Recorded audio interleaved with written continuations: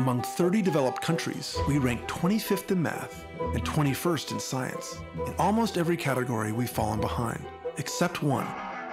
Kids from the USA rank number 1 in confidence.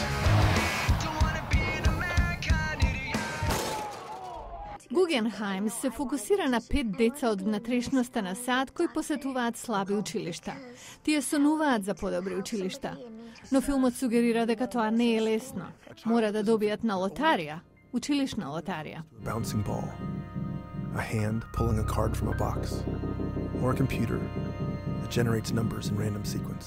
Гугенхаим за Гласот на Америка изјави дека е лут заради состојбата во која е јавното образование. Страшно е, страшно. Затоа го направи филмот. Сочувствувам со тие деца. Тој вели дека се чувствува виновен што своите деца ги испраќа во приватни училишта. Сакам да помогнам, а мој начин е преку правење филм.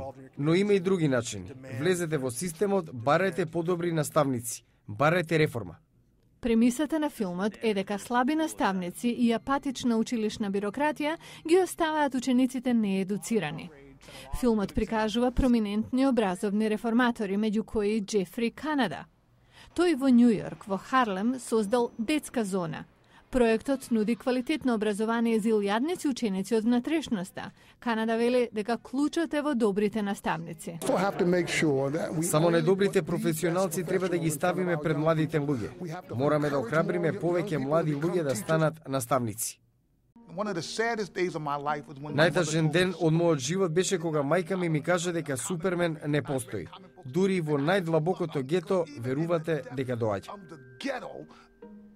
You just thought he's coming, I just don't know when because he always shows up and he saves all the good. Тоа го инспирирало насловот на филмот. Канада вели дека наставникот може да биде Супермен за учениците. Мишел Ри, контроверзна канцеларка на јавните училишта во Вашингтон, Д.С., се согласува. You wake up every morning and you know that kids are getting a really crappy education right now. So you think that most of the kids here are getting a crappy education right now? Oh, I don't think they are. I know they are. Во јули таа отпушти над 200 наставници, а тоа донесе многу незадоволство меѓу нив. Но Бил Гейтс, чија фондација потроши $300 милиони за американските училишта, стои зад филмот на Гугенхаим. He lets you see through the eyes of the children. Ви дозволува да ја видите вистината преку очите на децата. Ви станува јасно дека без добро училиште немате многу шанси за работа. And the last number